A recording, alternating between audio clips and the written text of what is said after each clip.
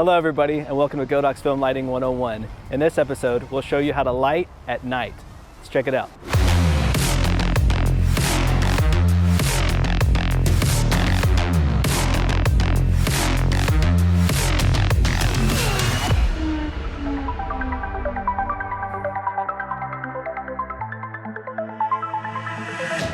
Filming at night is definitely one of my favorite times to shoot.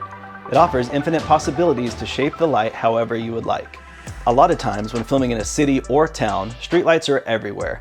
This can be a good thing or a bad thing, depending on the look you're going for. For this episode, let's take a look at creating a scene in an urban environment, but away from the city lights. To start off, I chose an area with a lot of texture. The environment was surrounded by concrete walls on both sides, and the back wall had a nice brick texture plus some nice windows and a practical source above the door. We were filming a sequence of a girl standing outside of her broken down car. Aside from the one practical light, this entire set was basically a black hole. So let's see how we can give this location some life. For realism, I wanted to use the practicals from the car's tail lights, so we kicked those on. The next step was to illuminate the adjacent corner to give the scene some depth. I placed a battery-powered ML60 along the wall. This light is used to illuminate the wall itself.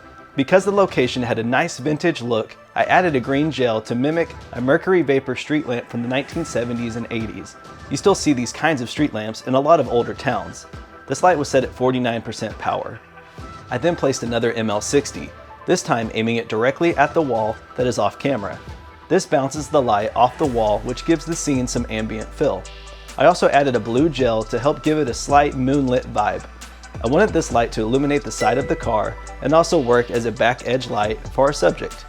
This light allowed for some nice contrast on the back side of the subject's face, which helped separate her from the background. This light was set at 30% power. Next, I took a VL200 with barn doors. I slightly angled the barn doors and closed the sides in a way to cut and shape the light. I then added a CTO gel to create the effect of a warmer colored street lamp, similar to the practical scene in camera on the far back wall. This light was beamed across the scene and aimed to only illuminate the wall behind the car. This adds an extra layer of texture across the wall and helps create balance within the environment. From here, I needed to boost the red light coming from the tail lights. The lights from the car just weren't cutting it, so I added the SZ150R. This light offers a ton of awesome features and effects. I really love this light because you have full capability to quickly zoom, then dial in the exact hue, saturation, and intensity using the RGB hue map. You can choose from over 36,000 custom colors.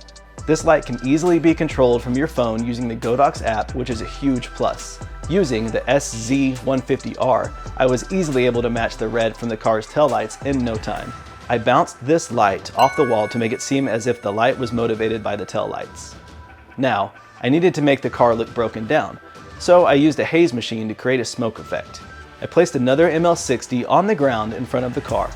This light is used to backlight the haze, allowing it to be better seen by the camera.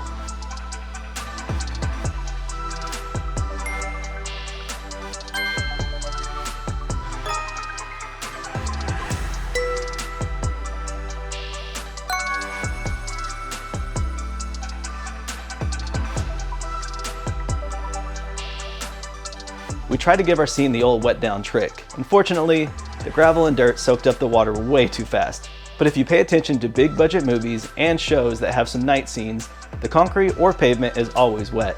The water creates a reflection off the ground, which really helps the overall aesthetic of the scene. This is a useful trick that you can implement anytime you shoot through backlit windows or city streets at night. You can wait for it to rain or just create your own puddles, but always be resourceful when it comes to using water for wet downs. Hopefully, these tips and tricks will help you on your projects when shooting exteriors at night. Thank you so much for checking out this episode of Godox Film Lighting 101. We'll see you next time. Until then, happy filmmaking.